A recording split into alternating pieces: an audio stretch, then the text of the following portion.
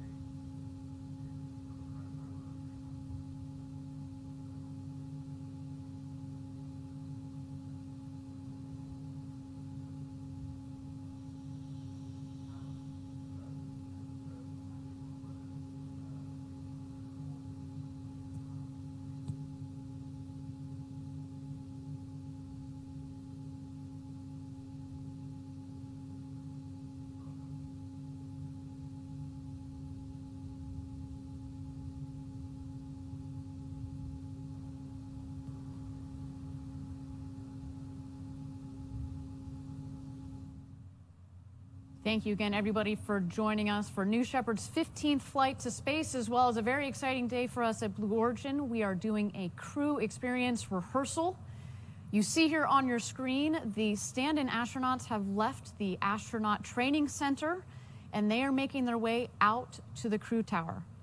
Patrick, how exciting is that? I know. This is, you know, to be able to overlay astronaut experience and astronaut rehearsals onto a launch, it is a critical step in our march towards actual first human flight, which is extraordinary. I'm getting chills just watching this. Absolutely. I mean, there's obviously a lot of complexity in a normal rocket launch with all of the sequences that you actually have to go through. And then if you then layer in the complexity of actually loading astronauts safely, making sure they get in okay, get strapped in, and all the while considering safety, there's a lot of complexity there in that delicate ballet. Absolutely. So here you see the stand-in astronauts. They're in that black vehicle there. They're just driving in front of what you see our mission control facility. And coming on the right side of your screen here, that is the barn that we talk about with that big, beautiful feather on the side of it. The astronauts there stopping to wave to the team at mission control. They're in that vehicle, Patrick, with our crew member 7, a photography team, and today there will be 4 astronauts. You see there we have 2 crew member 7s, one Kevin Sprague, and the one there in the blue suit, that is Sarah Knight. One is always with the team, and the other is Capcom. So Sarah, as you saw there, she's going to be our Capcom for the day. She will be in the ear of our astronauts throughout their entire journey. Yeah, that's right, Ariane. And there we see the team here. They just sort of circled that bend going past the barn, and now they're on their way over to the launch pad. This is what we call the road to space. It's this beautiful, long, straight road, about 2 miles, and in the backdrop there, you would have, you know, New Shepard. You know, I wonder, Ariane, if you were in that car right now, and let's say going up into space and seeing that rocket getting bigger and bigger, how would you be feeling? I mean, you know, I've said it many times, I wanted to go to space since I was a little girl, and I imagine that our future customers, astronaut customers, will also have had that feeling. And so you're in that car and it's you and your crewmates and the rocket. And that's it in this big, vast Texas desert. And you are on your way towards fulfilling this childhood dream. I mean, I tried to throw some words out there, but really there are no words. I actually think that there's going to be so much adrenaline pumping through it. You're going to be experiencing more than, you know, actively engaging in the moment. You're absolutely right. And for me, I think I would also have like just a bit of a, you know, sereneness and sense of calm as you see this just landscape go by and seeing this rocket get bigger, and you're like, wow, this is happening. Yeah, this is happening. There they are zipping by. It is about they're away from one of our crew members. They're getting psyched, as they should. Now, this is it's about a 2-mile road from the barn out to the launch pad. Once the vehicle makes it out to the pad, they're actually going to go to the north side of what we call the ring road that goes around the pad, and they're going to stop for a team photo. That should be pretty fun. And as they're doing that, Patrick, maybe we should get into, finish up on the timeline that we were describing earlier of what's going to be happening here. So they have, obviously, they've left the astronaut training center. They've driven out to the pad here. They're going to take their photo. After the photo, they're going to continue around to the base of the tower, climb those stairs, the set of stairs at the base of the tower, and they're going to go into that white shelter that you see at the top of your screen at the top of the towers. That is the safety shelter. And they're going to wait for the tower crew to give them the thumbs up to load into the capsule. So at about T-minus 33, with assistance from the tower operations team and crew member 7, they'll load into the capsule, get into their seats, and buckle into their harnesses. So our stand-in astronauts are going to be sitting on a fully fueled rocket today. This is, Patrick, this is as real as it can get without igniting the ignition and sending them on a trip to space today. Again, the rocket will be doing that today, just not with the astronauts. Yeah. There they go. It's a Looking cool good. picture right there. That's a pretty cool picture right there. I feel like that's one of those photos that in your Zoom meeting background you'd have pretty prominently there. Just, you know, just a little humble brag photo. For me, I think it'd be the picture of me in the seat, unstrapped, floating around in front of that big window with the Earth in the backdrop. That'd be my Zoom background. Okay, fair enough. Fair enough. I'll give you that one. That would be a pretty sweet money shot. All right, so they have finished their photo op there on the north side of the pad, and they're going to continue their drive around towards the base of the tower there. Let's watch.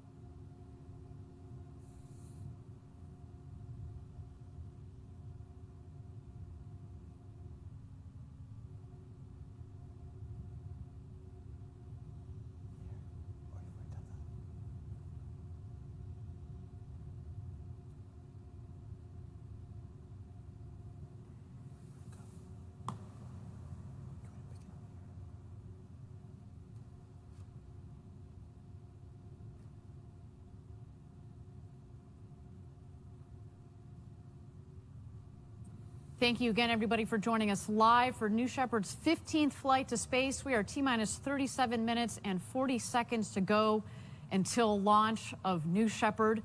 We're in the middle of our astronaut rehearsal. Again, we're taking our stand-in astronauts, 4 Blue Origin employees, through our entire astronaut experience, and they will experience everything today that our astronaut customers will, minus the flight to space. The point today, of course, to weave in the astronaut operations on top of normal launch operations, which is critical to overall safe operations once we get into having customers on board today. Absolutely. Now, Patrick, why don't we pick it up? We talked about the timeline. They are just they are ascending the stairs as we called out earlier. What happens next? Yeah, so once they go up and they get out of that white shelter there that we see, they're going to cross the gantry and actually get into the capsule. Two of them are going to do that. And once they're actually settled in there, they're going to get strapped in. Crew member 7 is going to help them in. They're actually going to do a communications test with our Capcom or capsule communications. They're going to check to make sure we hear each other okay. And then we're going to do a simulated hatch closing. We're going to close the hatch, not latch it. Then we're going to, after a few moments, we're going to reopen the hatch, and then our astronauts are going to exit the capsule or egress, and then we're going to go back to a normal launch profile, so to speak, and they need to prep New Shepard for launch. And Patrick, today, so while we have 4 stand-in astronauts going through this rehearsal today, only 2 of them are going to be getting into the capsule. Do you want to explain to us why that is? Absolutely. So, as you know, we have 6 seats in our New Shepard crew capsule, so we can take 6 astronauts up into space. Now, today, we have the esteemed Anakin Skywalker taking yet again another flight up into space. And the next 3 seats next to him are actually filled with boxes full of postcards from Club for the Future to take up into space and bring on those back. And so with all those seats, essentially we only have 2 seats open, so that's why we're only going to have 2 of those astronauts actually go into the capsule. Very exciting moment here. Now the astronauts have entered, the stand-in astronauts have entered into the safety shelter there. You see Kevin Sprogue, our crew member 7 on the right. We're going to get to know Kevin Sprogue and Sarah Knights, our first Blue Origin crew member 7s, in just a bit here.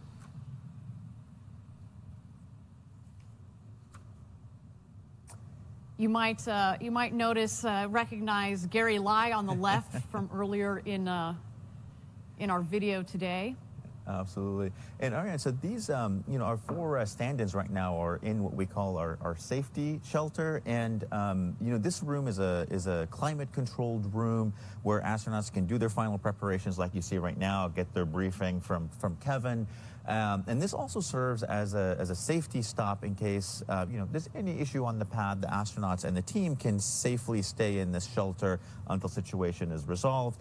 Of course, if our stand-ins or astronauts are in the capsule itself, they can, quickly egress, make it across the gantry, and get into that shelter, and where they can wait out any issues at all. So, that room is quite multi-purpose there, as you can tell. Right. Well, let's continue to watch here the operations inside the safety shelter.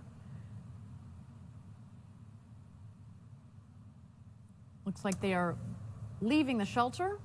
That's right. So what you're going to see here is about an 8-minute long process of actually loading the 2 astronauts there into the capsule. And at the end of which, like we said, we're going to simulate the hatch closing with the 2 stand-ins inside. Ariane, do you want to tell us about the 2 folks that are actually going to be going in here to this capsule today? Sure. So in the foreground, you just saw our photographer, Joel Eby, who is preceding them. Got to catch some sweet photos, of course, of our astronauts as they head out there. So here we have Susan Knapp, Gary Lai, Audrey Powers, and in the back there, we've got Clay Morey and Kevin Sprogue, our crew member 7.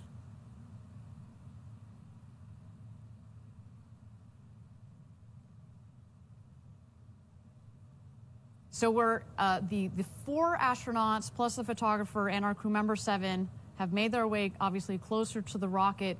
As you mentioned, only 2 of the stand-in astronauts are going to go into the capsule today. We've got, again, Anakin Skywalker. You can see him. Right He's there. already locked and loaded, ready for his flight to space.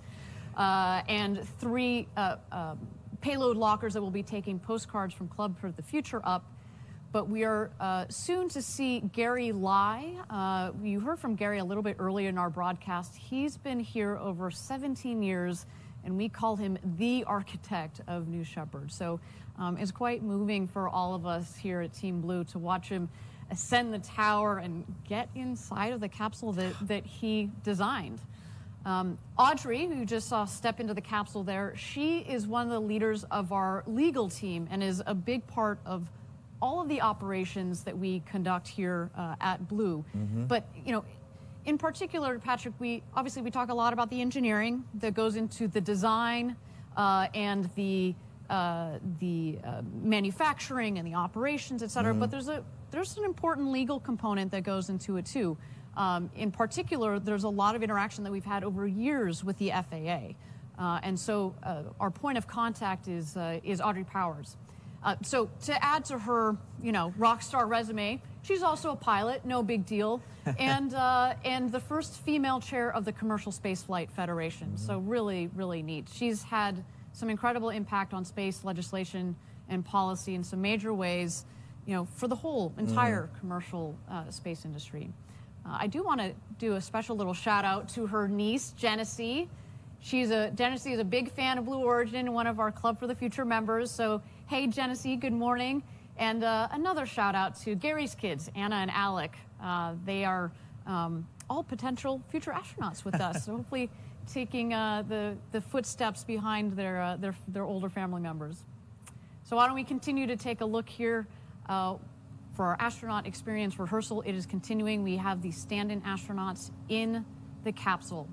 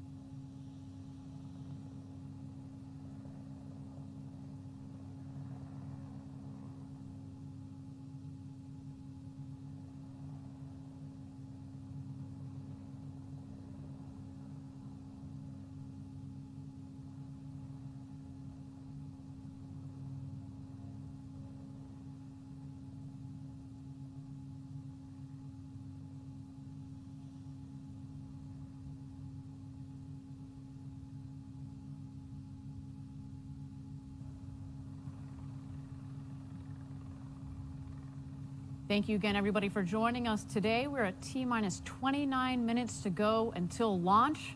A very exciting day for us here at Blue Origin. This is New Shepard's 15th flight to space and our first astronaut experience dress rehearsal combined with a launch. We should note, again, no astronauts will be going to space today, but this is really a critical step in our march towards first human flight.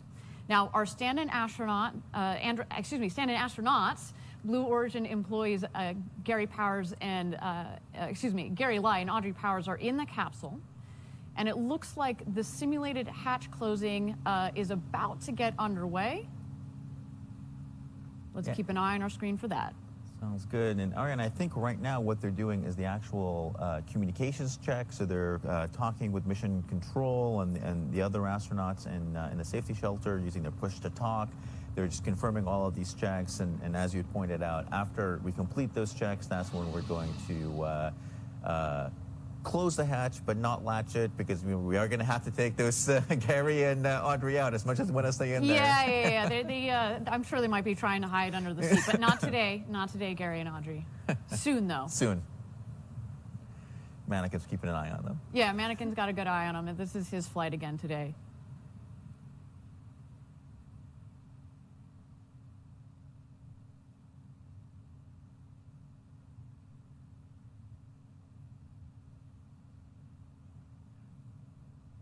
So again, in the capsule, we have Audrey Powers and Gary Lai, as well as our crew member 7, Kevin Sprague. Our other crew member 7 is Sarah Knight. She is on Capcom, so she's on the other end of these communications tests that we're doing with our astronauts today.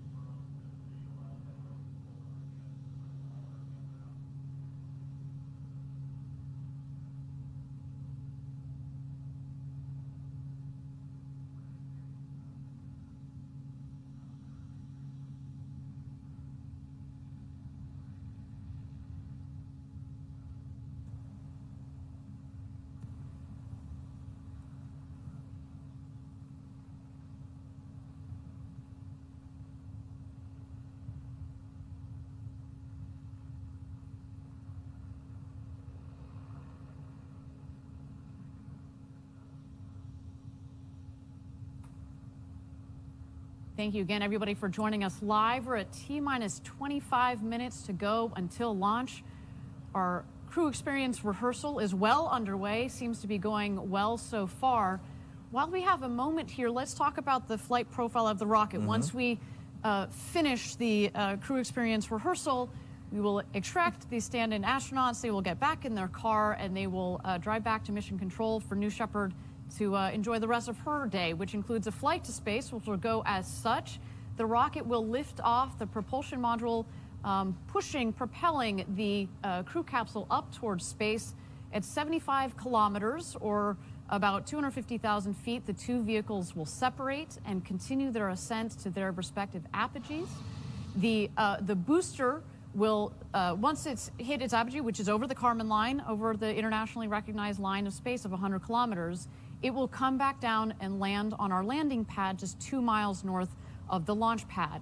The capsule, in parallel, will continue its flight up to its own apogee, which we're aiming for about 105 kilometers. If we had astronauts on board, they would get their 3 minutes of weightlessness, gazing out of the beautiful windows. You know, as we said, 6 seats, 6 windows. Over a third of the capsule is windows. So when, you know, Patrick, when we get the opportunity to fly up there, it's going to feel like we are floating in space with all that window. It's going to be incredible. It's going to be incredible, absolutely. And after the 3 minutes, buckle back in, and the capsule descends, comes down under 3 big parachutes, and just in the last moments, we have the retro thrust system that fires and creates basically an air cushion for a nice soft landing back into our valley here, back in the desert. So we're at T-minus 24 minutes and 51 seconds to go to launch. We were in a brief hold. I understand we'll be emerging from the hold here shortly while the team is continuing to do its various checks, communications checks. They have to check all the systems that are in there. Again, this is the first time that we've had stand-in astronauts, people on top of this fully fueled rocket. And again, we will not be flying them to space, but we're doing just about everything but today. We did see Joel Eby, our photographer, go into the capsule to get some last-minute photos of Gary Lai and Audrey Powers. There are stand-in astronauts. As we can see, Yeah, we did the simulated hatch closing, so we got that check out of the way, and now the hatch is back open, and we've entered that planned hold that should last a couple of minutes here. And this pre-planned hold is part of the rehearsal operations designed to make sure we can get our astronauts out of the capsule. Again, we call that egress, and then headed back to the safety shelter, and then eventually back into their cars and mission control. Of course, we're doing this time because we're taking the astronauts out. On launch day, this hold would not happen because, of course, our astronauts would be going to space, right? That is right. So we just saw Gary and Audrey leave the capsule there. Our crew on the tower is just going to do some last checks before they close the hatch for real. Make sure nobody's stowing away. Yeah, exactly. Make sure there are no stowaways. There's Audrey and Gary. And that's and Joel our right photographer. there.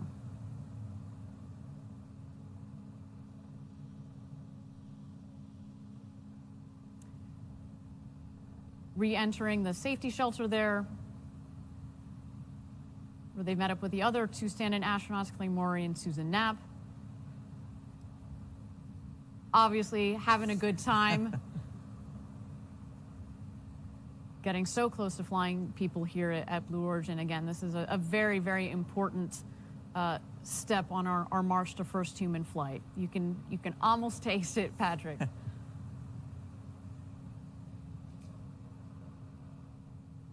Sounds like they're recapping their great experience there and what they got to do in the capsule and all those tests. Man, it must have been so exciting. And again, can you imagine Gary Lai, the gentleman in the bottom right corner of your screen? He's been at Blue Origin since the very beginning. He knows this system inside and out, and that's why it's really touching for him to participate in this activity, right? He's been really committed through this entire program to getting this vehicle up, flying, landing, yep. And soon taking people to space and back.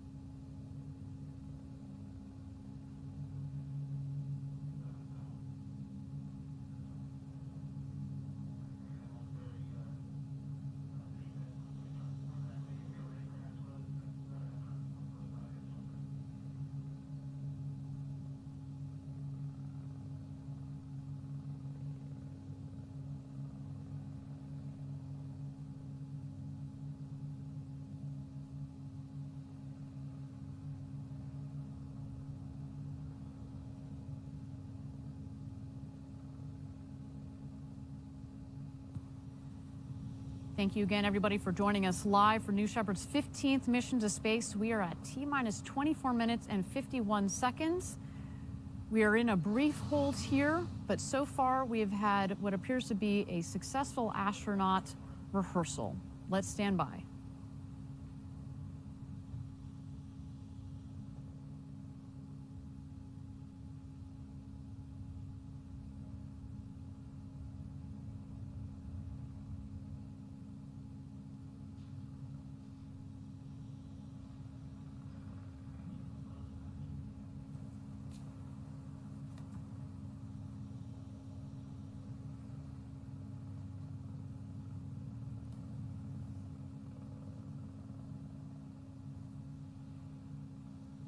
Again, thank you everybody for joining us live for New Shepard's 15th mission to space. We have cleared the hold and the countdown clock is resuming.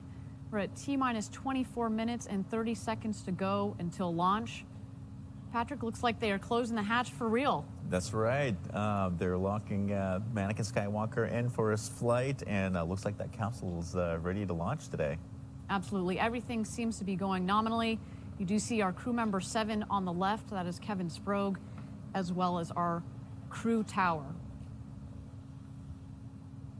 Excuse me, our tower crew, of course. They are, again, closing the hatch. Soon, Kevin will rejoin the astronauts in the safety shelter, and they are going to make their way down the stairs and back to mission control so they can watch the launch along with the rest of us.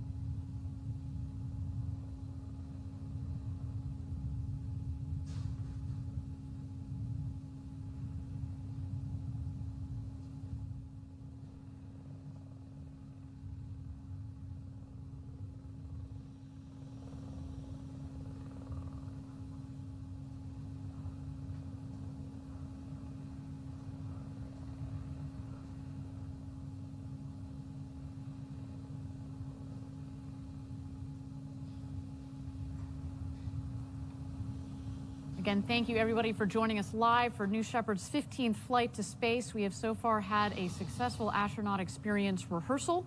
We just saw the tower crew closing the hatch for real. We had earlier our astronauts in there, stand-in astronauts, did some tests, and now we are continuing our countdown to the launch itself. Now, Patrick, we've talked a lot about crew member 7 and how important they are to our astronauts and their full experience, right? We saw Kevin Sprague on the tower with our team. We had Sarah Knights, who was on Capcom. We saw them waving to our astronauts at the last moment there as they headed out towards the rocket. But why don't we take a little closer look at their roles and specifically meet Kevin and Sarah? Let's check it out. The entire vision of Blue Origin is we want to democratize space. T-minus 10. You don't need to be a NASA astronaut. You don't need to be a trained engineer. 5, we want artists 4, and poets and 3, teachers and scientists to be able to go to space. 1. New Shepard has cleared the tower. Crew member 7 is a position unique to Blue. 2 assigned to each launch. There are 6 people that can fly in our crew capsule. The 7th person is the crew member 7. This is for real. This is it. The other crew member 7 is called capsule communicator, and they represent all of mission control and launch operations to the astronauts. It took me a long road to get here. I spent over 20 years as a fighter pilot in the United States Navy, but since I've been 8 years old, I wanted to be in space. Coming here to Blue Origin is the realization of a childhood dream of mine. My background is in physics and astronomy. I went into STEM education. I was a teacher for many years. And when the position opened up at Blue, I knew that was me. The fact that I'm crew member 7 and the visible point of our entire team, it's such an honor. You're expected to start hearing the noise. Crew member 7 is part teacher, part trainer, and part guide. They're embedded with the astronauts. They're truly a member of the crew. They're going to live with you at the astronaut village. They're going to conduct all of your astronaut training. Spaceflight is complicated, but our astronauts that fly with us will not need to have a complicated view of what's happening. The rocket is autonomous, and all of the safety systems are hardwired into the core. On launch day, crew member 7 is actually going to walk you up the tower, put you in your seat in the capsule, close the hatch. Capsule Capcom. The Capcom will then take over as the astronauts take their journey to space. And then as soon as they land, crew member 7 will be there to help open the hatch and whisk them away to the celebrations. Our astronauts are one part of a very historic journey. We're trying to build the infrastructure to get millions of people living and working in space. So the people who come here will truly be helping us take that first step.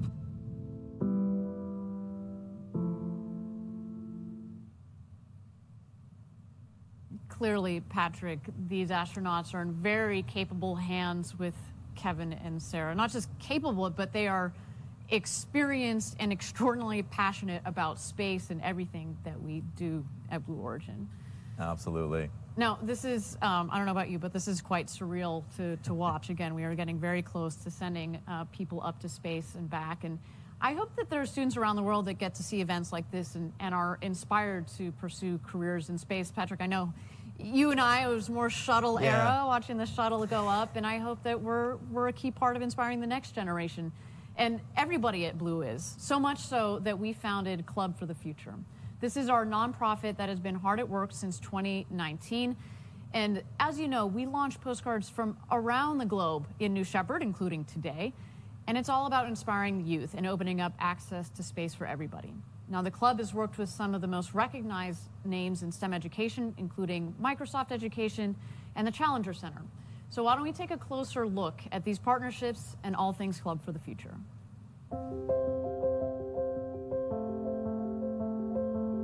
At Club for the Future, we get to inspire youth to really give them that connection and love for space.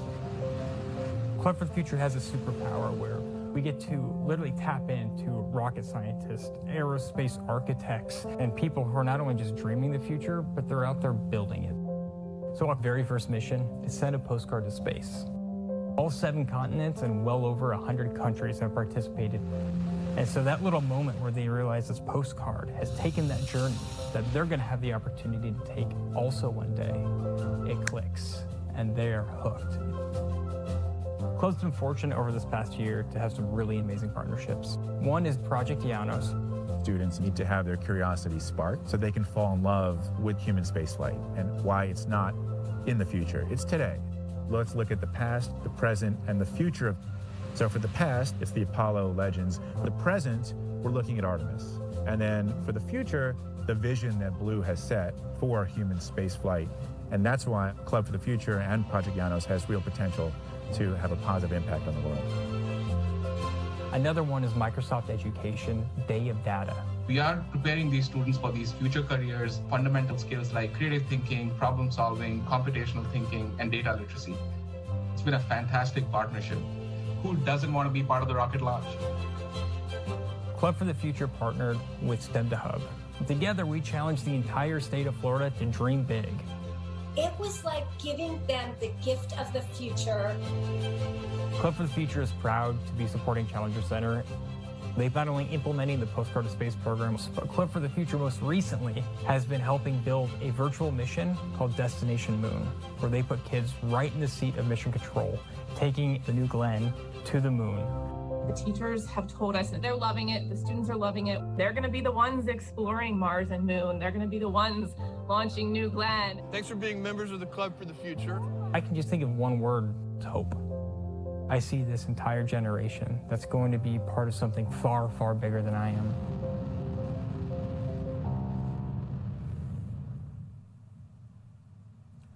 Great. No, it was so cool to see all that awesome work that the club is doing.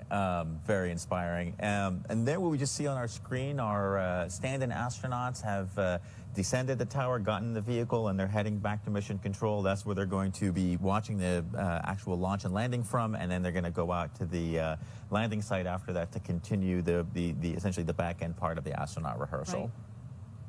So as we've been talking about, Club for the Future and all things about the club, I do want to highlight that there's a club member that we know and love that has been a great part of helping their local community, especially as part of that recent unfortunate Texas winter storm. We caught up with him to hear about how he's been helping his community, as well to talk a little bit about what it's like being an ambassador for Club for the Future. So let's go hear it from Beckett Potter's own words. Let's check it out. I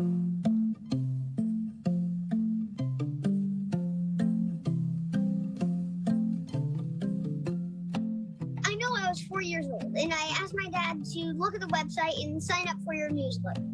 And I've been watching your videos, and I've seen every single launch that I've known about. Really love the Club for the Future, and your program to send public messages to space is brilliant. You're really making space so accessible to kids. And I drew a new Shepard on my postcard here.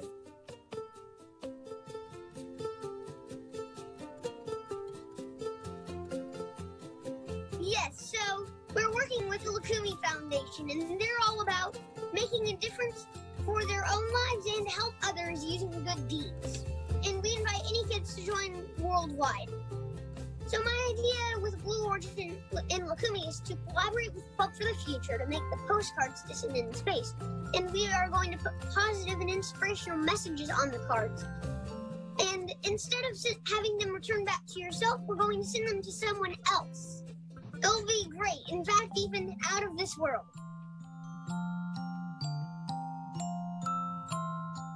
No, although I'd just like to say, if you ever need a junior correspondent for New Shepard, I'm your kid. Go Team Blue. Marauding Ferocious.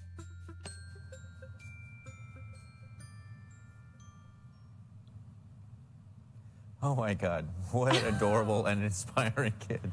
Beckett, you should just take my seat, although I'm sure the Ellen Show has already called him. We've lost our moment. All right, well, so as we're talking about Club for the Future, I do want to talk about another initiative from the club, which involves our buddy Mannequin Skywalker, who's on board today. Do you want to talk to us a little bit about that, Patrick? Absolutely. I love talking about Mannequin in the next adventure. So Blue Origin is going to be donating Mannequin Skywalker to the U.S. Space and Rocket Center, which is home, of course, to one of our key partners, Space Camp. So we're also going to be donating one of the new Shepard seats. And so with Mannequin and the seat, I think we can tell a great story about sort of that path to flight and really tell students how, Mannequin essentially helped the New Shepard program and human spaceflight. So I think that could be a great way to, actually see it there. Absolutely agree. And if we go to a little bit more detail sort of on that story, one of the cool things about these mannequins is that in many ways they're similar to the kind used by first responders in rescue training. So there we see Mannequin, actually in New Shepard capsule, in space. Gosh, I'm sure he wants to be floating around up there. And so he's taking in the zen of space, there Patrick. You go. That's what he's doing. You and I would not be zen up there. But these mannequins mimic the weight, form, and center of gravity and the range of motion of the human body. So it allows us to actually test the weight and CG and balance in the capsule, just like we would be if we were flying real people. And so that mannequin that's going to be flying today is actually the same one that flew in the last mission with those Space Camp astronaut wings pinged to the flight suits. It's going to be really cool to see all of that kind of make its way back home. Very cool indeed. I can't wait to see Mannequin at the Space and Rocket Center in Alabama soon. Again, as you've mentioned, they've been wonderful partners with our Club for the Future. Okay, we're at T-minus 10 minutes and 45 seconds to go until New Shepard's 15th launch to space, although I do notice here that we have gone into a brief hold. So why don't we check out New Shepard on the pad as she gets ready for her flight.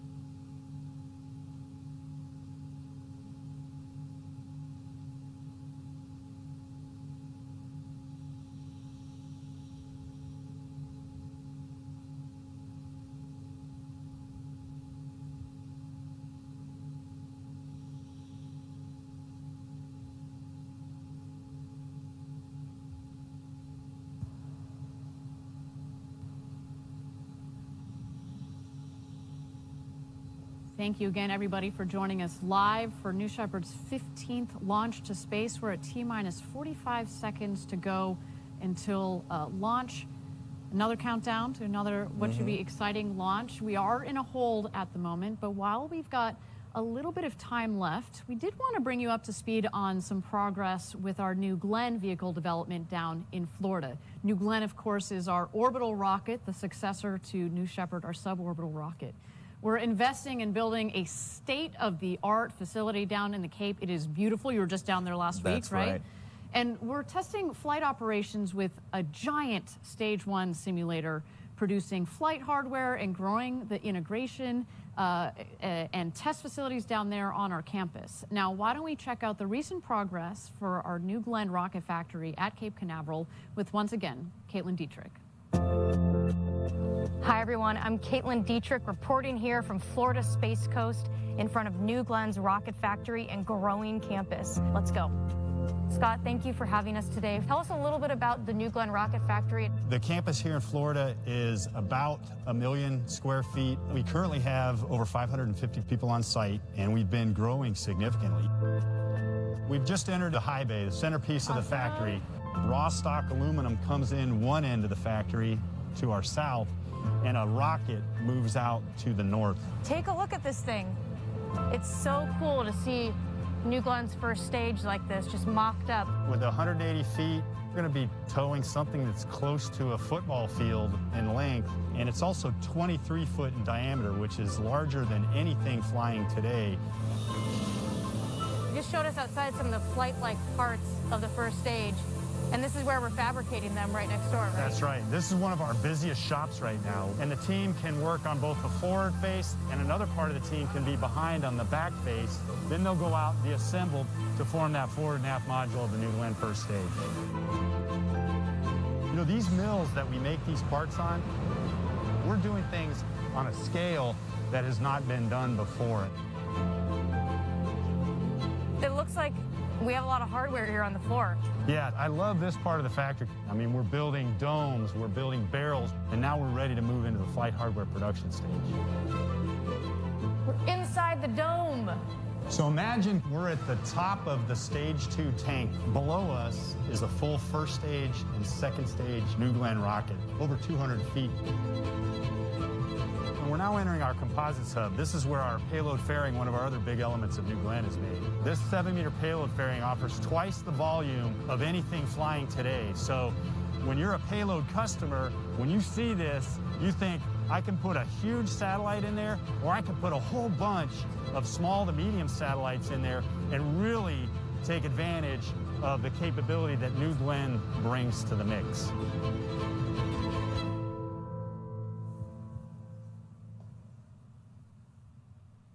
Very exciting, the operations that it's been fun to watch it kind of mushroom out of the swampy area down there in Florida, just to see this entire campus that we have built. Again, we are the first organization that is going to be building the rocket and flying it out of Florida. So that should be coming up in a couple of years here. That's going to be very exciting. Now, as part of that orbital launch site and general facility campus that we're building there, we have something called the TCAT, or the Tank Cleaning and Testing Facility. We use this facility to pressure test and clean New Glenn stages before flight. And this massive building that we're about to show you is being used for the fully reusable first stage, which stands 180 feet tall. To give you some context, that's about 3 times the size of New Shepard just in the first stage. So why don't we take a look at this facility? We're standing in front of the tank cleaning and testing facility for New Glenn on the Rocket Factory campus. About 230 feet tall. We're going to head into the building and get to know this facility and all the capabilities it gives us. So this door right here opens, and essentially the first stage of New Glenn will come in, and this large crane above our head will lift the vehicle up into this fixture right here. This is where the rocket will be when we do the pressure testing. Once the rocket is vertical on this fixture, we use tie downs right here to secure the vehicle. So you can see here, we're only on the 3rd floor, and I feel like I've been in this elevator for about 10 years. So we just got into the TCAP at about the same level as the top of New Glenn's first stage. And I just took a quick peek over this railing, and I gotta tell you, this is going to be a massive rocket. So we're climbing just the rest of the stairs to the top of the tower. I feel like I'm standing on New Glenn's first stage. Woohoo! And one thing that's so evident when you're looking down on almost this New Glenn city and our launch site in the port, we really have something unique here. There's no other facility on the Cape where you build the rocket, you fly it, you bring it back, and you fly it again.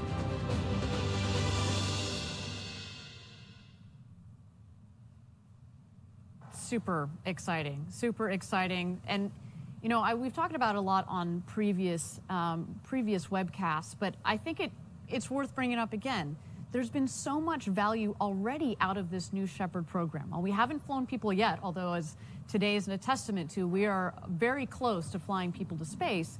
But taking the lessons from the design of New Shepard, the operations of New Shepard, the human spaceflight operations of New Shepard, as well as the refurbishment of the vehicles themselves, and rolling them into New Glenn has been, you know, it's almost like it catapults you. It's a, you know, it's a trampoline to the next level, which is why we've already started New Glenn. Absolutely, Ariane. I mean, essentially all of the learnings that we've had from this great vehicle have already been applied. You see it sort of in the design, everything from how we lay out the stages, the tank designs, everything from how we manufacture the tanks with friction stir welding.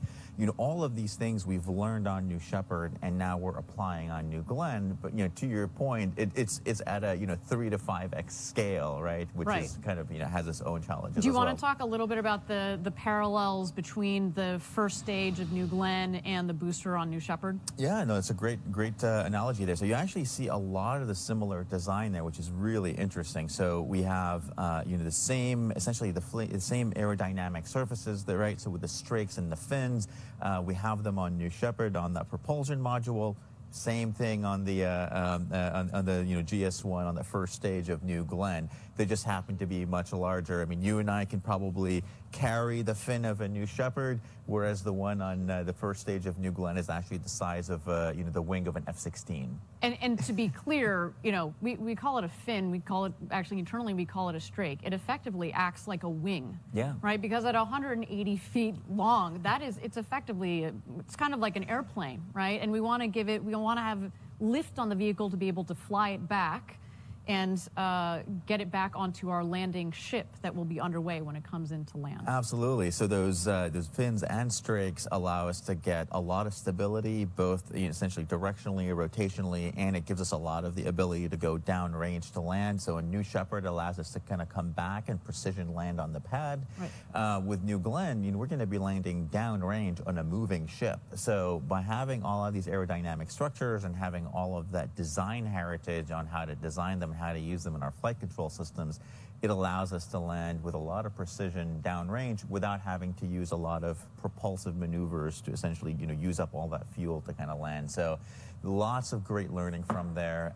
You know, a lot of our learning around how we actually land. I mean, Gary sort of spoke to it, right? Our ability to kind of throttle down, hover, and kind of land and kind of bring it down nice and gentle there is you know, extremely important. We want to be able to land precisely, and all that throttle ability and guidance around landing all developed on New Shepard, so we don't have to learn it again on New Glenn on something much bigger and you know, much more hefty.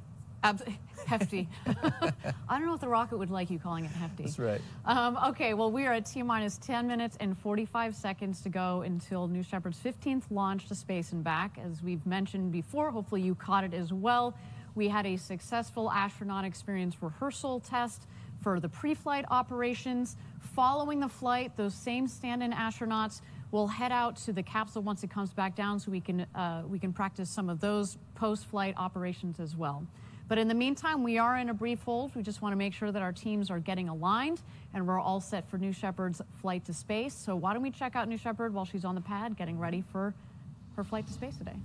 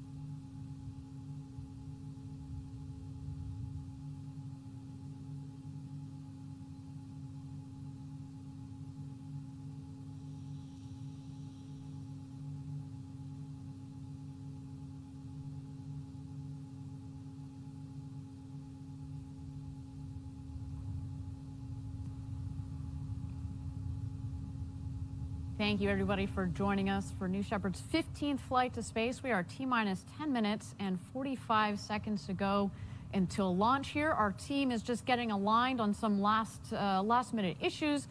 But while we've got a little bit of time here, I wanted to bring you all up to speed on some recent progress that we've made on the BE-4 engine. We were just talking about New Glenn. You called it hefty.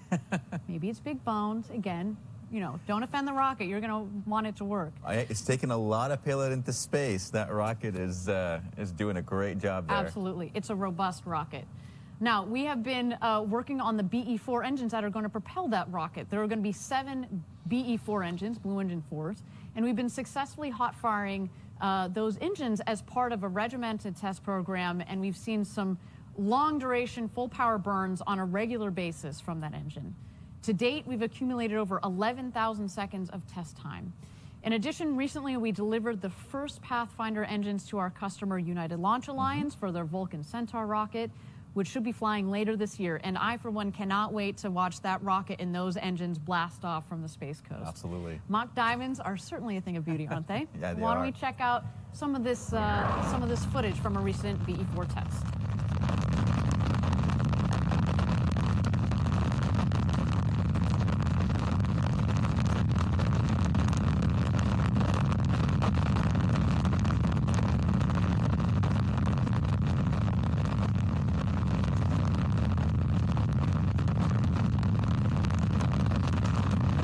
There you go, Patrick. You can see the BE-4 engine testing. We actually have 2 test cells down there that are both up and firing, which is great because you can test on one engine, get your learnings, you know, adjust the hardware, and in parallel, you can be testing on the next test cell so you don't have a lot of downtime.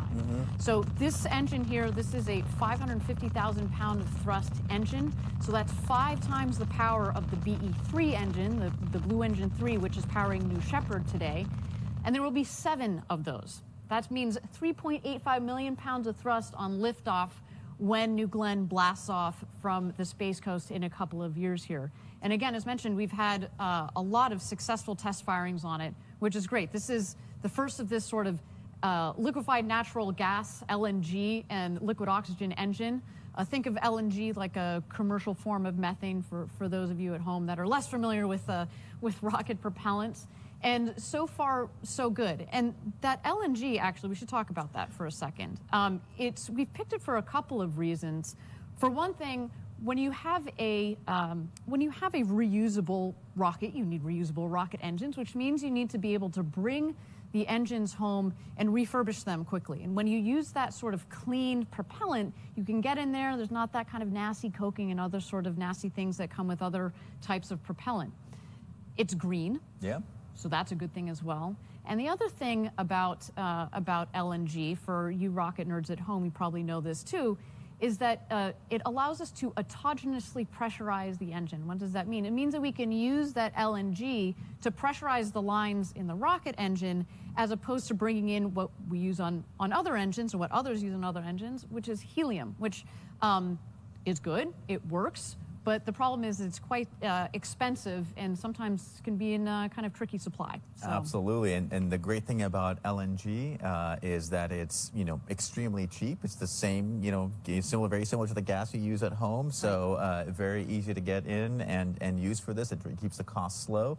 The other great thing about it is because it's actually much denser than hydrogen, you can make that first stage actually quite nice and compact there. You can pack a lot of propellant into a small volume and be able to get a lot of payload up there into space. Yeah, so we're very proud of this rocket engine that we've developed so far, and have enjoyed working with our partners at United Launch Alliance, who again will be using that rocket engine. They'll be using 2 of them on their Vulcan Centaur, so that should be really fun to watch.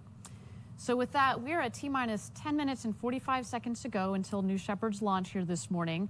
We are in a hold. Our teams are working to make sure that New Shepard can launch today. Also want to make sure that the weather is within bounds. You see it is a bit hazy down there in Texas. We also, of course, as always, watch the winds aloft. We've mentioned this before.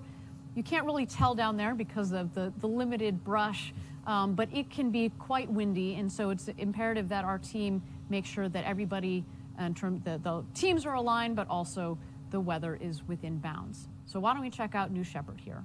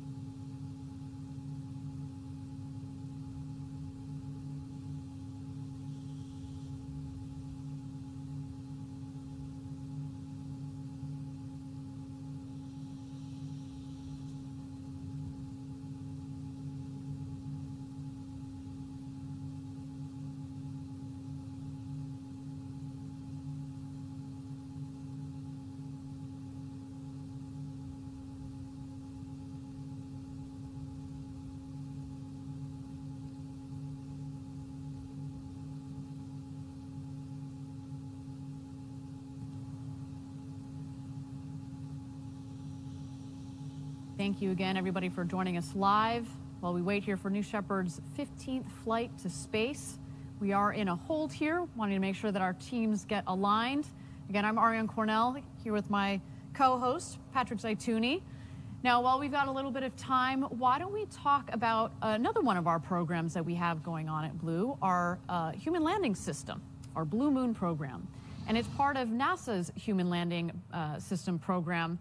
And we have, we've based our activities for HLS, as we call it, down in Huntsville, Alabama, at our factory down there. And we've actually put a full-scale pathfinder of our descent element lander in preparation of our demonstration mission to the lunar surface. This mission is going to happen a year before landing crew on the moon, which, by the way, I love saying those words. And by proving out our technology and pre-positioning equipment down there on the lunar surface, it's going to start America's sustainable return to the moon, and this time to stay. Let's check out this video. One of the things that our team is doing is a demonstration flight of our descent element 1 year before we actually send crew, humans, down to the surface. And that provides an enormous amount of risk reduction. We get to practice. In Huntsville, we put together a full-scale pathfinder of the DE demo lander. We can test out, prove out the BE-7 engine, all the major subsystems, the whole propulsion system, the fluid system, the electrical power system, the fuel cells, avionics, the sensors, all of that. We can send that lander and land it autonomously on the surface before the crew goes there. We can deliver all kinds of payloads. We can deliver a metric ton of stuff. We can pre-position material, and it can be whatever you want it to be. We can begin to build up Artemis Space Camp. We're looking at several different ways of offloading payloads from the deck. The obvious thing is a crane. And we've actually got a crane provided for us by Langley Research Center at NASA. We're also looking at a davit system that's being developed by Honeybee Robotics. We're not standing still with the national team. We built this full-scale pathfinder of the DE demo mission in Huntsville to enable long-term sustainability, getting America back to the moon, this time to stay.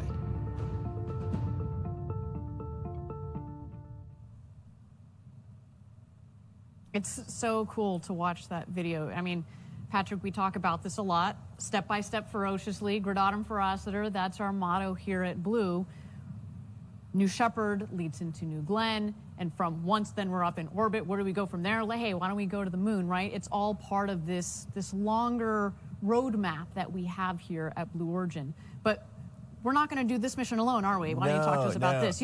Patrick has been part of this program, the lunar program, from the very beginning. Yeah, it's been incredible and so exciting to see it sort of go from, where it was, nascent 2-3 years ago and sort of where we are right now. It's just, the team has done such an incredible job. And so what you were hearing earlier is, Steve Squires, our chief scientist, talking about all the great things we're going to do, with the descent element and the science and all the incredible stuff we can do on the surface by landing these large payloads. That's incredible. And to me, what's even more incredible is when we get to work with Lockheed Martin, Northrop Grumman, and Draper. It's just a phenomenal team. And they've got a little bit of experience in this. Exactly. Yeah, they've got a couple of years. They've done this a few times, perhaps, and landed on planets, guided, Apollo, small things. They've just done an incredible job. They brought their A-team on this, and it's incredible to see just the heritage there, the incredible design that's in the ascent element that's actually going to be keeping the astronauts alive, taking them down to the surface and bringing them back up. The transfer element, which actually does a lot of the heavy lifting of the Delta V and gets the whole stack down into the right orbit and gets them down onto the surface, and of course, the lander itself, which is bringing that down to the surface and landing them safely, all guided by the Draper algorithms, proven since Apollo and able to bring this down safely, with people on board, which of course always adds even more complexity. We can't wait to actually go land this. Exactly, and again, you just mentioned the not just the complexity of the system, but then you just mentioned we're taking people to the moon. Yeah. Much like, today, this is actually what we've done today is a step that contributes towards that, right? With New Shepard, we talked about, obviously, we're launching and landing this rocket. We've done it several times. Previously, we've layered on today the astronaut experience operations and rehearsal that we conducted earlier. And eventually, we're going to be doing that when we go to the moon, but that's not the only parallel between some of the operations that we're doing today and what we're going to do on the moon. Yeah, that descent element looks a lot, that landing looks a lot like a landing we know. Exactly. I mean, if you can sort of shrink a New Shepard a little bit, you can sort of imagine it's so close to a decent element. I mean, there's so many parallels there. And there is, hydrogen and oxygen, right? So the same propellants that we're using here. That's on our BE-7 engine, in the correct? BE-7 engine, right? Which again builds on a lot of the heritage of the BE-3PM, but it's about a 10x smaller thrust. So it's a little bit of a smaller engine, but even higher performing. Again, very, very compact, very excellent engine there, very efficient, high ISP. But again, builds on a lot of the same learnings from the BE-3 engine on New Shepard. And of course, our landing sequence with all of the landing sensors. And the same thing, you're coming in from about 100 kilometers and autonomously landing in, essentially also pretty rugged desert there. And so there's so much parallels there. And actually, on that note, we have tested some of that lunar landing technology on New Shepard on previous flights, correct? Exactly. So working with NASA and a lot of their sensors, we were able to get terrain relative navigation sensors, LiDAR sensors for hazard avoidance. All of these great sensors we actually are planning to use on various parts of the landing itself. We get to test them right here in very similar environments of actually coming down and helping us, figure out what works, what doesn't work, and how to, loop it into the guidance system. It's great to be able to do it here. And actually, by the way, get the sensors back, because as soon as it lands, you can just unbolt them, tweak them a little bit, put them back on, try it again next time. And that, that really, New Shepard has been a test bed for many of our payload customers, but it's also nice to use it for our own technology. And again, between the, the New Shepard astronaut, human spaceflight tourism program that we'll be having coming up, plus our payload customers that have already flown on board in several of our previous missions, the lunar program that has a lot of the technologies that are being transferred into the lunar program, also New Glenn, et cetera. Yep. when you start to put those pieces together, you understand just the value of this rocket that you see on your screen right now. Absolutely has been critical and valuable, not only to Blue Origin, but for many other programs out there. That's right. Okay, well, Patrick, we are at T-minus 10 minutes and 45 seconds to go. We continue to be in a hold here. Why don't we check out New Shepard as she continues to get ready for her flight to space?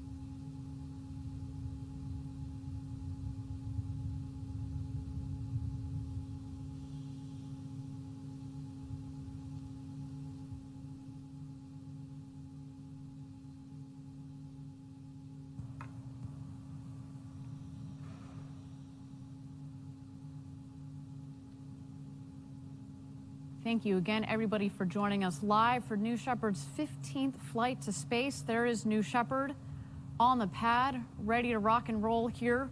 We continue to be in a hold while our teams are getting aligned. But while we've got a little bit of time, we talked quite a bit about the booster earlier. Why don't we talk about the crew capsule? We saw earlier today the crew rehearsal. They rehearsed all of those pre-flight operations, and we had two of our stand-in astronauts go inside of the capsule, do some communications checks with Capcom, et cetera, tested out some of the systems in there. But why don't we let you guys inside the capsule? Let's check out some of the features. So the capsule, like the one behind us here, has 6 windows, 6 seats. As we mentioned earlier, over a third of the capsule is windows. So as we said before, you know, when you're up there floating in space, there's just so much window, it's gonna feel like you are out there in space. The seats that you see there, those are in-house designed and tested. They're based off of a helicopter seat, right? Because helicopter seats, we want the ability through that scissor mechanism that you see there, and also that Gary brought up earlier, to take out any last-minute energy if necessary. You see there in the middle, that's our escape motor as part of our safety system to be used if anything wrong is detected with the booster. You also see the white padding on the walls. That's to absorb extra noise, so you get as clean and beautiful and get to experience as much of the silence of space as possible. So this capsule, when we're flying people shortly, I mean, it's as beautiful on the inside as what you're going to see on the outside. But I should note that when we designed the interior of the capsule, we did so to celebrate, if you will, the engineering that went into there. So you see there's not too many bells and whistles on it. It's really quite simple, so that the astronauts, when they're up in space, they can experience space, because that's what it's all about, right? All right, so we're at T-minus 10 minutes and 45 seconds to go. We've introduced you to the capsule. New Shepard is on the pad, continuing to get ready for her launch today. So why don't we check her out?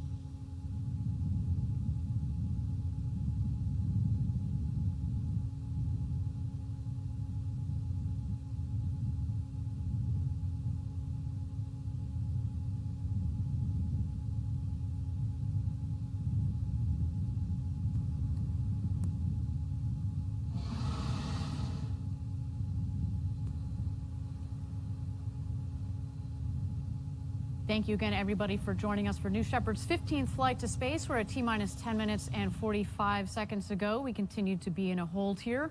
While we're just going to continue to watch New Shepard as she gets ready for flight today. We're just aligning our teams and making sure that weather is in bounds.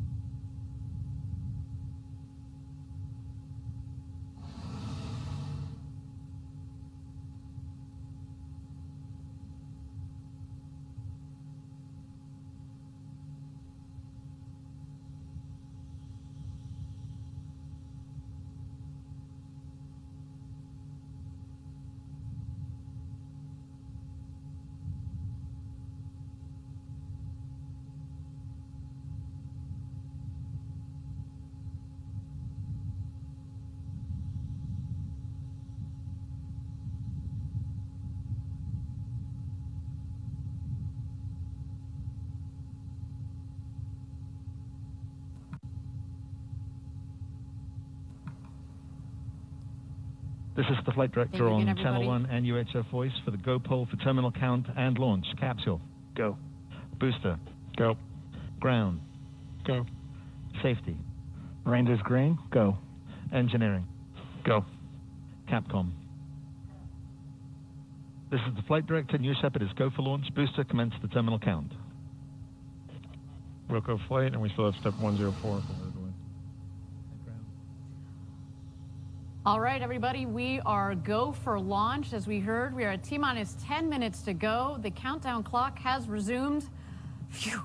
Let's do it, Patrick. I know. That was, you know, we are always looking forward to a launch, and certainly after today, you know, it's just so important that we make sure that we walk through all the checklists, make sure that everything is right, within bounds, and if we need to take a couple more minutes, you know, even 40 of them, that's quite all right with us. That's right. You don't want to have go fever. You want to do this right and by the book. Exactly. I do want to say, I mean, can you imagine if you were actually sitting in a capsule right now, you would have heard this go, no-go poll in your headset. And I think, at least for me, this is where it would have just completely broken out in goosebumps, just knowing that the launch I am right now.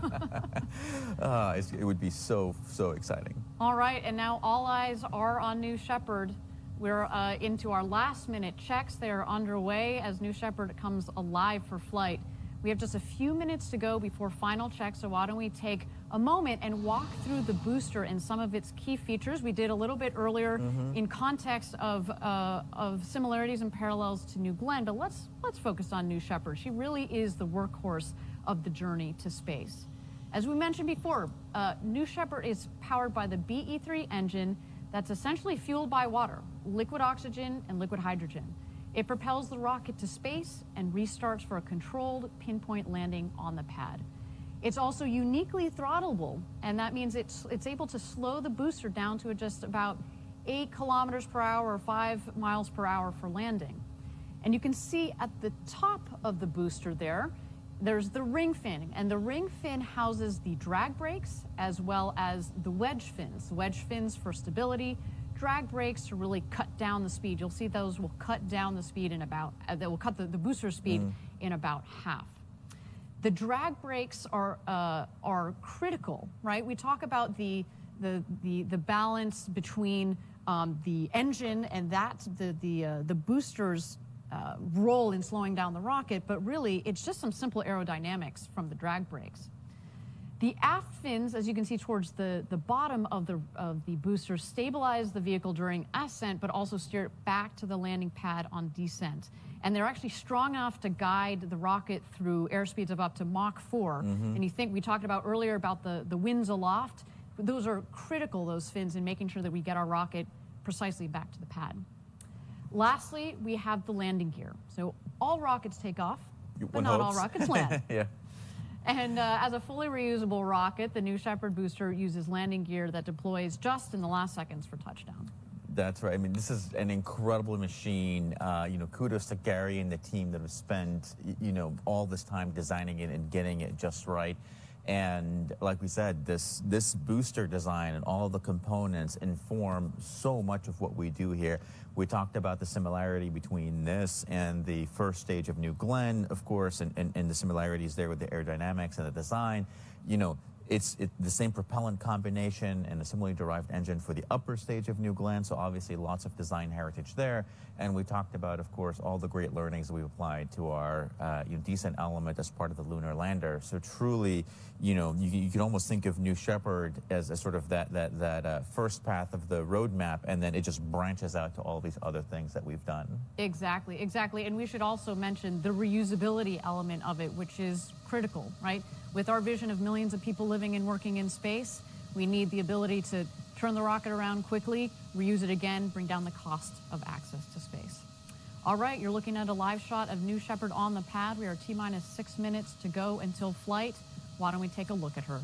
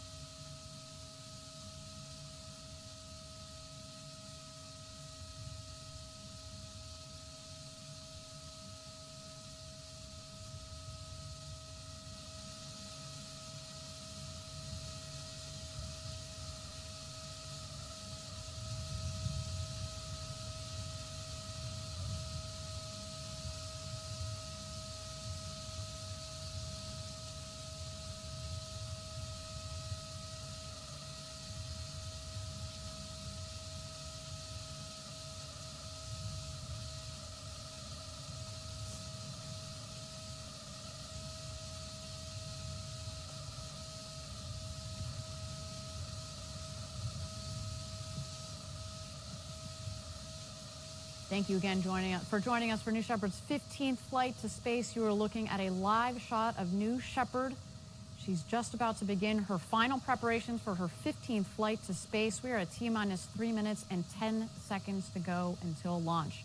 So for those of you that are just joining us now, earlier in our show, we showed our astronaut experience crew rehearsal. Very exciting. That all seems to have gone perfectly well.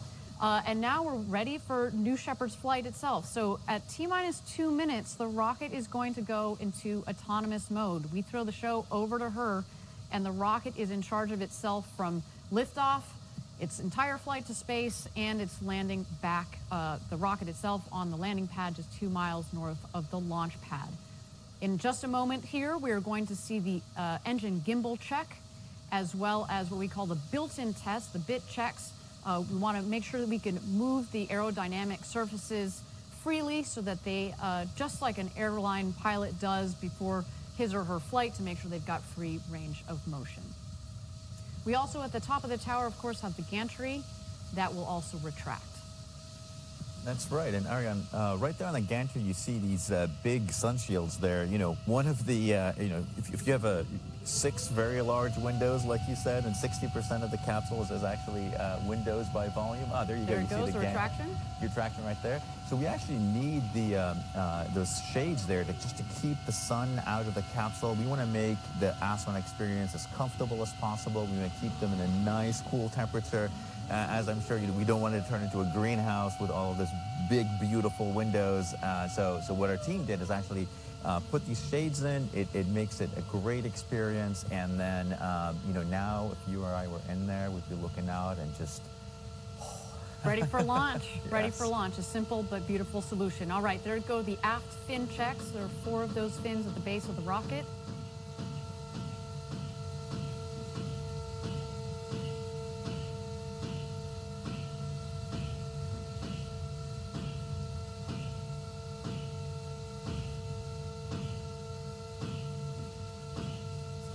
Out here, you see the nozzle peeking out of the base of the rocket there. There goes the gimbal check.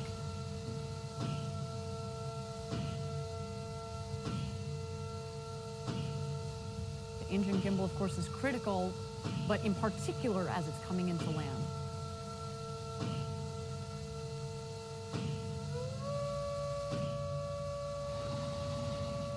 And Patrick, that takes us to launch. We're at T-minus 30 seconds. Why don't we hand it over to Mission Control for New Shepard's 15th flight to space?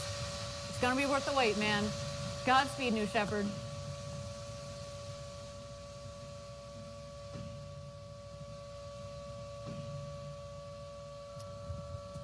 16, guidance internal. T-minus 10, 9, 8, 7, 6, 5, 4. Command engine start. 2, 1.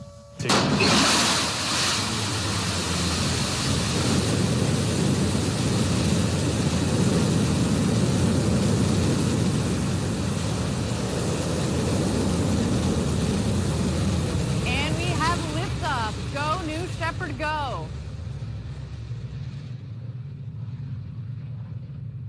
Beautiful liftoff from our launch site 1 in West Texas. You can follow along as she gains speed in the bottom left corner of your screen. There's the speedometer, altimeter in the middle there.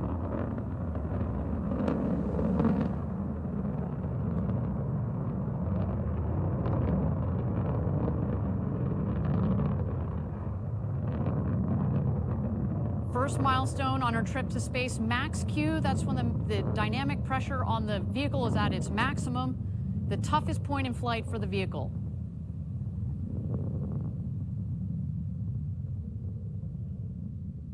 And max Q is confirmed.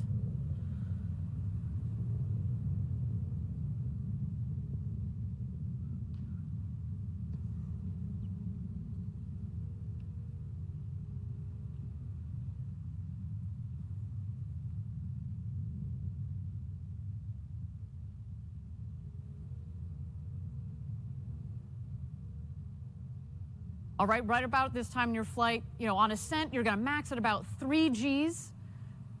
We've noted it before. The max Gs that you pull as an astronaut on New Shepard actually is on descent. So here on ascent, it's about 3 Gs, and it comes on gradually as you go faster and get higher up there. Until, of course, main engine cutoff and separation, and that is when you get to feel those beautiful 0 Gs. We're waiting for that here. Next stops, MECO and separation.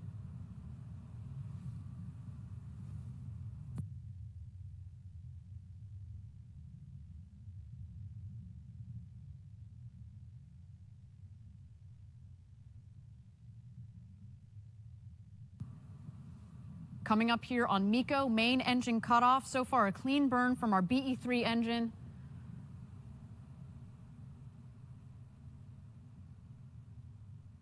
There it is, main engine cutoff.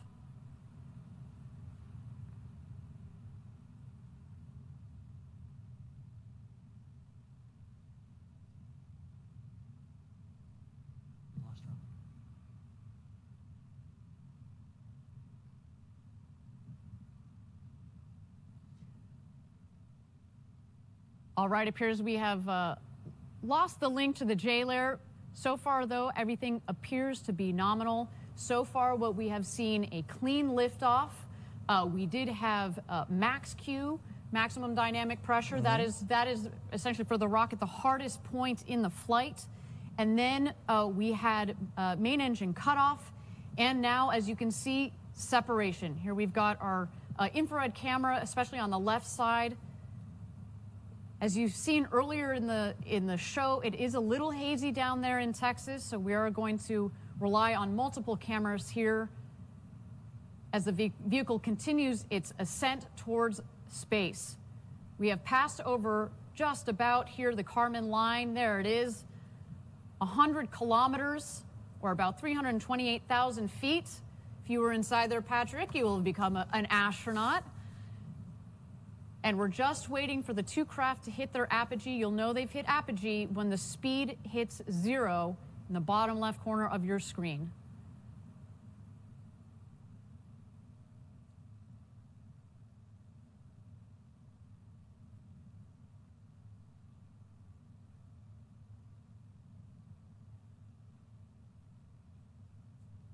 There it is, apogee just at about 346,000 feet. Of course, we're going to have official stats for you after the flight via Twitter, but so far so good, Patrick. Looks to be a nominal flight of New Shepard. You see the booster on the right and the capsule on the left. This is when they've begun their descent. As we've seen in the past, obviously the booster is going to beat the capsule down to Earth as it's more better aerodynamically shaped.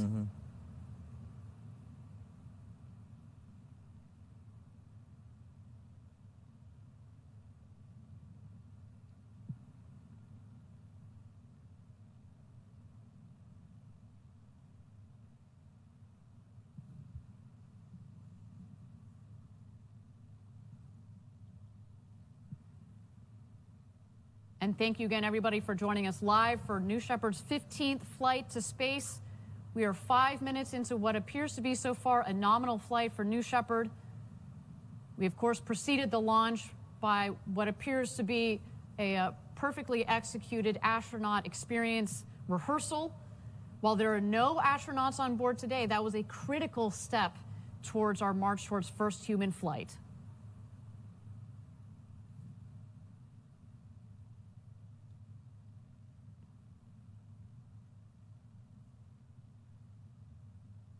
All right, we've picked up our long-range cameras again. There you see the booster, the bottom of the screen, and the capsule on the top. At this point, the booster is re-entering the atmosphere. It means it's going to have air pressure against which those aerodynamic surfaces Patrick and I were walking you through can push against to guide the rocket back to its landing pad. And to think this rocket will have peaked at almost Mach 4, and it's, by the time it touches down, it's just going to touch down at about 8 kilometers per hour or 5 miles per hour. So relatively speaking, a nice soft landing. Critical, as we talked about reusability, the softer the landing, the quicker you can turn it around, right? You're not jostling the rocket, you're not jostling the hardware. You want to be able to flip it around nice and quickly. So there you see the aft fins. We also call them the pie fins because they're shaped like pie wedges.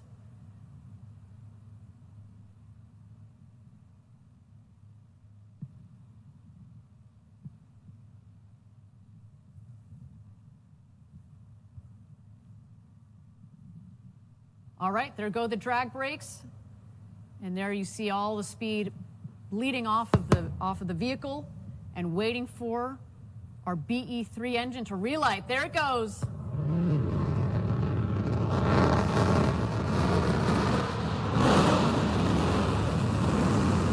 Landing gear deployed. Oh, look at that smooth landing.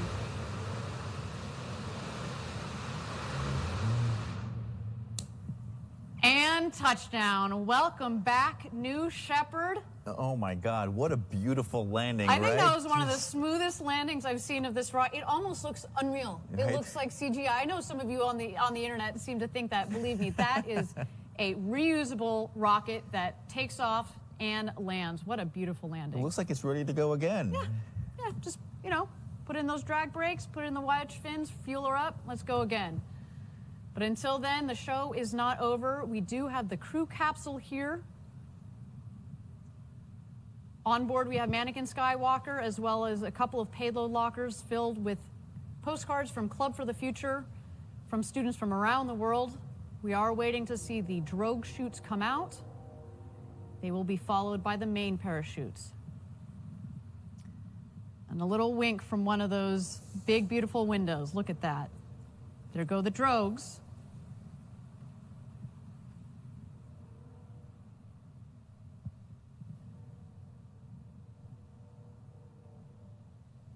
And here come the mains.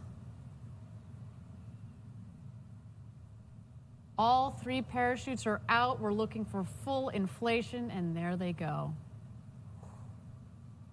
I love that.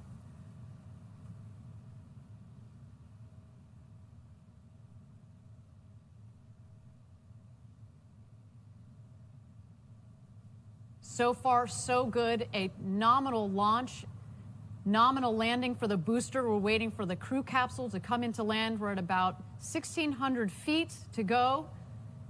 And a nice smooth descent at about 16 or so miles per hour. Just at about 25 or so kilometers per hour. That is a nice smooth descent. There's the valley of our West Texas launch Site 1 as we call it.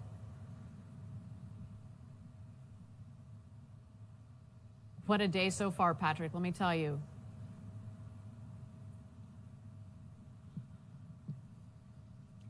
Now, at 800 feet to go here, we should remind everybody that we do have the retrothrust system that kicks on just in the last moment. Basically, just creates a nice air cushion for the capsule so that if you, next time, hopefully, you know, when you and I are up on in that capsule one day, we are going to be getting a nice air cushion underneath the capsule.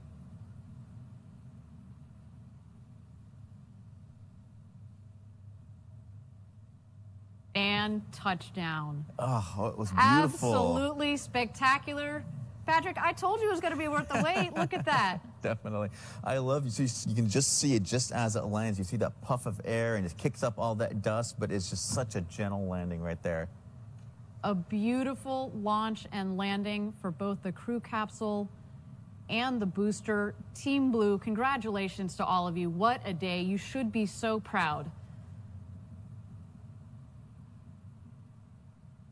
And again, Patrick, soon, you know, if you're an astronaut on board, that is going to be a ride of a lifetime. Cannot wait to check out those onboard cameras to see the views that Mannequin Skywalker had today. He gets to have all the fun, gets to go everywhere. I know, that guy. Jeez. Now, to bring it all right back around, right, we started the day, you know, as exciting as this launch is, we actually started with, you know, the astronaut rehearsal, sort of on top of the normal launch preparation. And now we're going to bring it all back. Those same stand-in astronauts are going to go back out to the capsule. Once we open the hatch, they're actually going to get in, and we're going to practice and rehearse, essentially getting the astronauts out safely, getting them back into the van, have them reunite with their loved ones, and that's when they would go off and celebrate this sort of incredible experience they would have just had. So, you know, I can tell you that when we've done this in rehearsals and the people have just been sitting out there when this has just happened, you know, they just get emotional. Even just sitting in at the very end, they get emotional. I can only imagine what it'd be like to actually fly and get landed. We see it time and time again. You saw a little bit. Obviously, we didn't have the audio from the safety shelter earlier today, but you know, seeing the reactions of our stand-in astronauts from having done the rehearsal, they get super, you know, psyched and worked up, as they should, right? And then same thing, as you just mentioned, when they come out of the capsule, it is, you know, we put them in, but then they come out again, and it's just this elation. And to think, you know, next time, you know, it's coming up soon, when we start, you know, putting people in that capsule, you compound it with a launch to space and back. Ugh. With a boat full of adrenaline, you better believe they are going to be absolutely psyched and ready to celebrate. Absolutely. Well, so the recovery process is underway. It goes like this. So since the capsule has landed, we do have the recovery team which includes a couple of lead vehicles, safety vehicles, and of course our crew member 7. They are quickly traveling out to the landing site. Now, this team's job, if there are astronauts on board, is to ensure that the astronauts safely exit the capsule. The astronaut families, as Patrick mentioned, in parallel are on their way, would be on their way to come welcome our astronauts. Now, once the astronauts would step out of the capsule, newly minted an astronaut, as we mentioned, it is time to celebrate. Now, simultaneously, we also have another team that is heading out to the booster to safe the vehicle and get it back to the barn. I mean, we joked about the quick turnaround. Obviously, we're not flying again today, but it's the keeping the costs of spaceflight down. You have to work on the operations, get those tight, get them quick to be able to reuse the vehicle as much and as quickly as possible. Absolutely. That asset turnaround is absolutely key there. And again, the point of today's flight was to mimic the astronaut experience profile under real launch conditions, right? Astronaut loading is complex, launch is complex, doing them both together is super complex, and doing them well, and you saw that happen today, is going to be a huge step forward. Patrick, what a great day. Actually, while we've got a moment, why don't we check out some of the highlights from today's launch and landing. So we had New Shepard on the pad there, a nice ignition.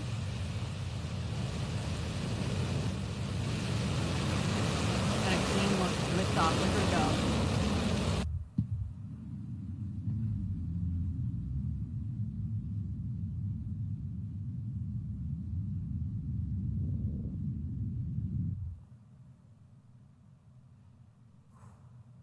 That rumble, you can see it in the cameras, and when you're down there in Texas, the whole valley feels like it's shaking when that 110,000 pounds of thrust is lit underneath the engine.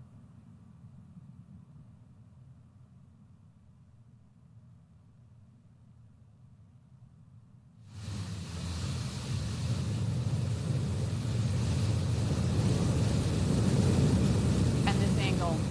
Patrick, this is one of my favorite angles. It's very reminiscent of, you know, the Saturn V taking off from the pad during the Apollo days. Absolutely. Super, you know, super reminiscent, super vintage look. Now, this angle right here is one you would not have seen back in the Apollo days. But this is the kind of the cool thing about having these drones up there. So you can get these beautiful shots of the rocket just going by as it's flying up. So close you can touch it, I right? know. All right, here comes the booster back for its soft landing.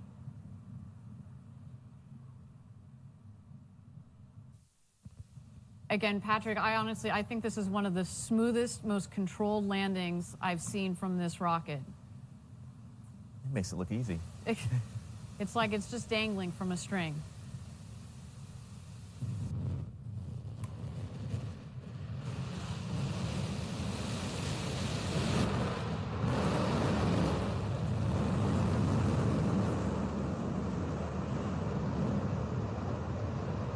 That's one of the benefits of having such controllability in the engine, is you can really sort of dial that thrust in and ease your way down onto the launch pad. Exactly, exactly. And talking about the, you know, we're talking earlier about the lessons that we're taking from New Shepard and pulling into New Glenn, that throttle ability on the engines is critical. And then last but not least, of course, our capsule with a nice air-cushioned landing. And you can see, actually, the parachute's dropping pretty close to the capsule, meaning there's not too much wind there out on the ground today, which is beautiful. And now live shots from the recovery team that are out there. You can also see, again, we're in preparation of bringing the stand-in astronauts back.